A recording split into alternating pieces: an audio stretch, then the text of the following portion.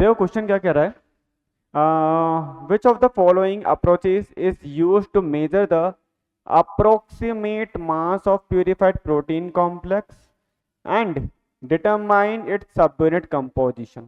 कि मेरे को दो चीजें आइडेंटिफाई करनी है, एक तो approximate mass of purified protein कि भैया एक जो प्रोटीन कॉम्प्लेक्स है उसका पूरा कॉम्प्लेक्स का मास क्या है। सेकंड मेरे को आइडेंटिफाई करना है, डिटरमाइन करना है सबयूनिट कंपोजिशन को।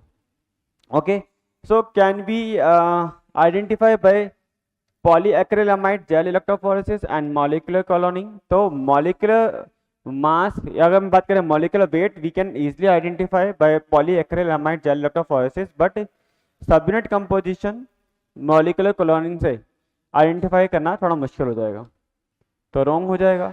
Ion exchange chromatography and density gradient centrifugation. So ion exchange chromatography is applicable on the basis of ions. ठीक है, कि अगर मैं बोलूँ कि कैटायन है या एनायंस है, उस बिहाफ पर हम कि प्रोटीन के पीएच के बिहाफ पर हम क्या कर रहे हैं, सेपरेट कर रहे हैं, ना कि हम मास के बिहाफ पर। तो ये भी एक तरह से रॉन्ग हो जाएगा।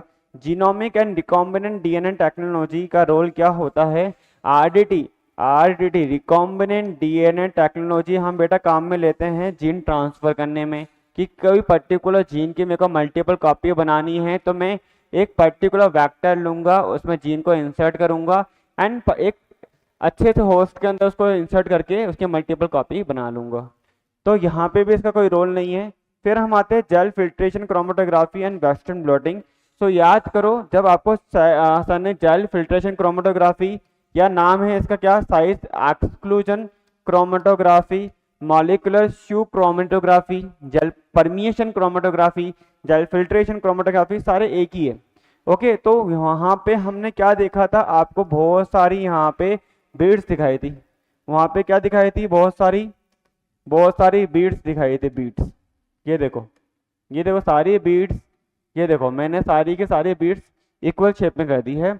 और याद करो वहां पे हमने क्या किया था, वहां पे इनका नाम रखा था like G10 Beed, G20, G50 और G100 आया। तो वहां पे हम क्या देख रहे थे कि हर एक के अंदर, ये देखो बीड्स के अंदर जो पोर होते हैं वो देखो अलग अलग है या नहीं है। ये देखो पोर साइज अलग है या नहीं है, ये देखो, ये देखो,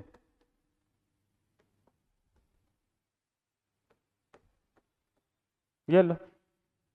तो हर एक के अंदर जो पोर है क्या अलग अलग है या सेम है, हर एक के अंदर पोर क्या है, अलग है। सो मैंने बोला G10 का मतलब क्या है, up to 10 kilo dalton protein can enter. ठीक है, इस बीट्स में अंदर आ सकती है।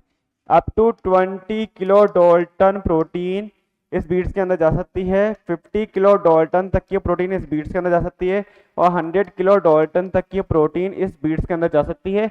इससे ऊपर अगर कोई प्रोटीन होगी तो वो बीट्स में नहीं जाएगी, वो लेगी कौन सा, वो लेगी वॉइड। आपने देखा था अपन ने ऐसे एक ब्यूरेट बनाई थी, इसके अंदर ऐसे ही बहुत सारी बीट्स को हमने फील किया था, याद करो, बहुत सारी बीट्स बनाई थी अपन ने इसके अंदर।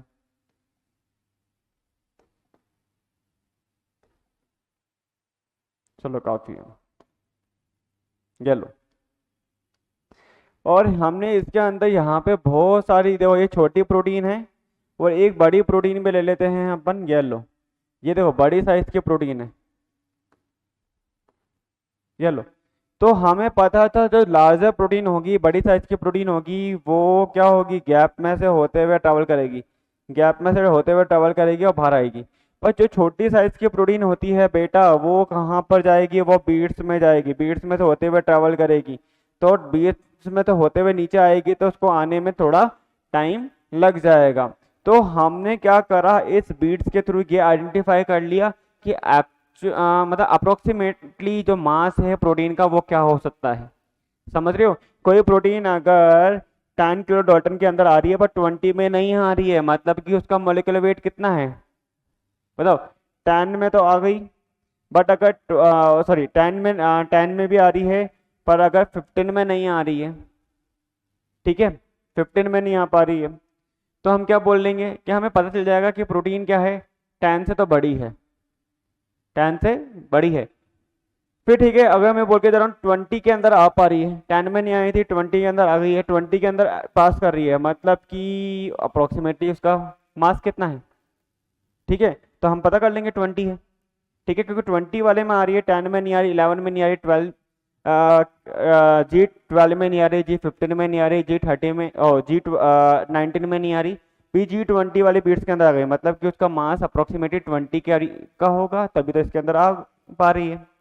सो मास अपन इजीली आइडेंटिफाई कर सकते हैं। एंड वेस्टर्न ब्लोटिंग का मतलब क्या होता है कि अगर मेरे पास में कोई क्या है, प्रोटीन्स है, मेरे पास कोई प्रोटीन है, तो मैं क्या करूंगा, सबसे पहले उसको रिड्यूसिंग एनवायरनमेंट में रखूंगा, मैं उसको क्या करूंगा, एफडीएस पेज रन कराऊंगा, sodium dodecyl sulphate polyacrylamide gel electrophoresis. SDS PAGE run कराने के बाद बेटा हम क्या करेंगे, एक पर्टिकुलर प्रोटीन को हम उसको ट्रीट करेंगे बीटा मर्केप्टा इथेनॉल रिड्यूसिंग एजेंट से। देन वहाँ पे क्या होगा, जितनी भी सब यूनिट होगी उनके बीच का डाइसल्फाइड बॉन्ड क्या हो गया, ब्रेक हो गया। ब्रेक होने के बाद में हम उसको क्या कर रहे हैं, जेल पे रन कर रहे हैं, तो मेरे को डिफरेंट डिफरेंट जितने भी सब यूनिट होगी उस अकॉर्डिंग हमारे पास में बैंड्स आएंगे। एक पर्टिकुलर सब यूनिट के अगेंस्ट में मैं क्या दूंगा, एंटीबॉडी दूंगा, और मैं उस पर्टिकुलर सब यूनिट को आइडेंटिफाई कर लूंगा। तो थोड़ा हम यहाँ पे क्या कर सकते हैं, अगर मेरे को डिटरमाइन करना है सब यूनिट कंपोजिशन, तो वो भी हम आइडेंटिफाई कर सकते हैं, डिटरमाइन कर सकते हैं with the help of western blotting. So इन चारों में सबसे जो मोस्ट अप्रोप्रिएट जो आंसर है, बेस्ट आंसर है वो D, gel filtration chromatography and western bloating.